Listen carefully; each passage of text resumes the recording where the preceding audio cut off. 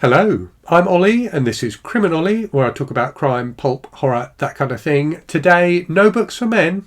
I don't think so.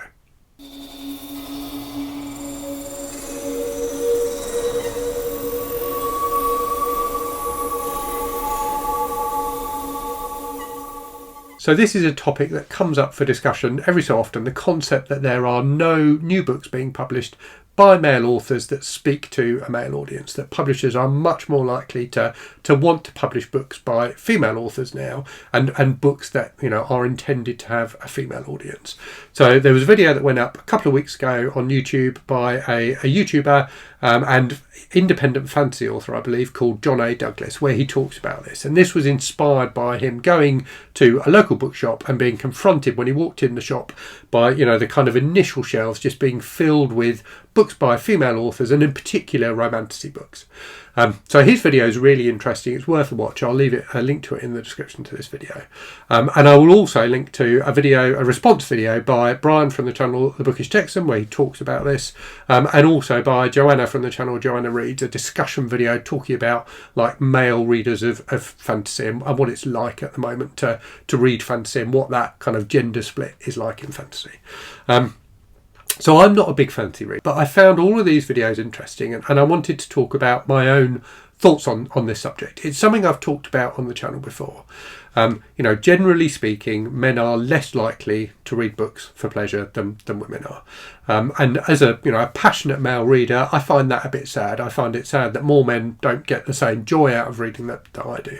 But equally, I get it. There are lots of demands on people's time, and people have lots of different hobbies and things like that they do. I've suggested in previous videos that I think the fact that male readership seems to be declining more quickly than female readership at the moment is perhaps due to the popularity of video games with people who would otherwise have been picking up books to read, and particularly men. Clearly, video gaming is nowadays, I think, pretty much split equally between male and female gamers, but it feels to me like something that men are probably more likely to devote a lot of time to, and therefore giving them less time when they might have picked up a book. But there are other differences between male and female readers, and I'll talk a bit about that later on in this video. But the thing I wanted to talk about first was just my personal feeling about gendered reading, if you like, about the idea that there are books for men and there are books for women. And I get it. So I think that when you think about books and reading, there are two ways of looking at it. You can think about books as a window that give you a view on what other people's lives are like, and you can think about books as a mirror that reflect back on your own existence, your own experiences. And I think both of those things are really, really important. And I value both of those things as a reader. I sometimes go out of my way to read books, by and about people who aren't like me, because I find it interesting, and I think it is something that keeps you in touch with the rest of humanity, is reading about different people's lives. But equally, I think representation is really, really important, and I enjoy reading books that are about people like me as well. But let's be honest, people like me, white guys, have had it easy for a long time. We have been overrepresented in pretty much every form of entertainment for a very long time. So if there are less books written by men for men being published at the moment, then I think that is, in some ways, a natural rebalancing.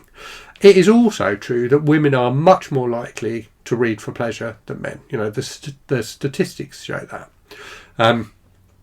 And publishers go where the money is, and John A. Douglas recognises this in his video, that publishing is a business. Romantasy is really, really big at the moment, so it's probably no surprise that shops are overwhelmingly stocked with romantasy books. The thing he's particularly concerned about, I think, is the fact that when you have less shelf space for other kinds of books, there are people who maybe would have picked up a book who aren't picking up a book, and in his case, he's talking in particular about male readers.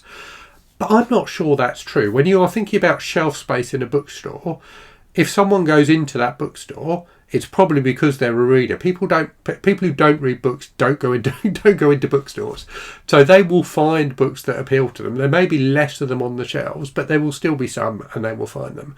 I think that, you know, this really is just down to the huge popularity of romantasy at the moment.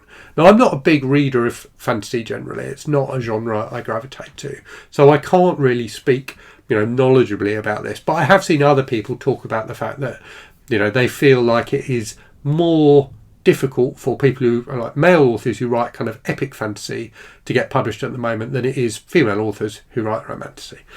So there may well be some truth in that. When I think about the genres that I do really enjoy reading, so crime and horror in particular, I think there is, you know, much more balance there between male and female writers.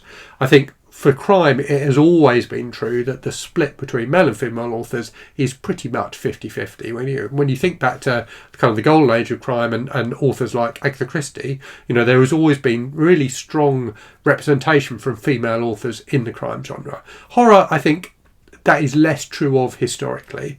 When I think about when I was growing up in like the 80s and 90s, there were definitely more horror books by men, and I definitely read more horror books by men back then.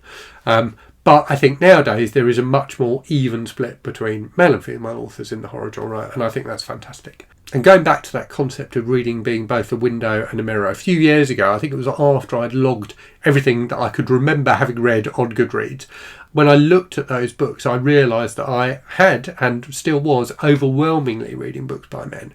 And that kind of gave me pause. It made me think about why that was. And when I looked at the numbers in particular, there were 3 male authors, my favourite 3 male authors. I had read more books by them than I'd read by all of the female authors I'd read. So I thought about that, and I did spend a year when I only read books by women to kind of try and rebalance things a little bit, and I found that a really, really interesting experience. So whilst, as I've said earlier in this video, you know, it's really important to read books that represent ourselves, I think it is also really, really interesting to read books by different groups as well. And that brings me on to kind of the data side of this. So I did a little bit of research and was looking at data about, you know, male versus female readership. And I found 2 bits of information that I thought were really, really interesting. So the first one is that men are much more likely to read books by men than they are to read books by women. Women are, you know, almost, I can't remember the exact numbers, but kind of almost 50-50 in terms of whether they will read books by male authors or books by female authors. Whereas for men, they are far more likely to read books by men. And that certainly had been true of my own experience of reading. The other thing is that men are much less likely to read for pleasure. So I've said, you know, that men are less likely to read generally, but when men do read, they are more likely to read with, you know, what they consider to be a purpose. So they're more likely to read non-fiction. They're more likely to read books that they think are going to improve them in some way. So, you know, like books about business or self-help books, things like that. And I found that interesting, especially as someone who, you know, is a male reader but doesn't read much non-fiction at all. I'm much more inclined to read fiction. So I think men, A, more likely to read books by men, and B, more likely to read with a purpose rather than reading for pure pleasure. So when you take some of those bits of data together, the fact that men are less likely to read generally, and when they do read, they're less likely to read fiction, and the fact that romantasy clearly is really, really popular at the moment and getting a lot of kind of boosting on social media, it's probably no surprise that when you go into a bookshop, you see a lot of romantasy books in the fiction section.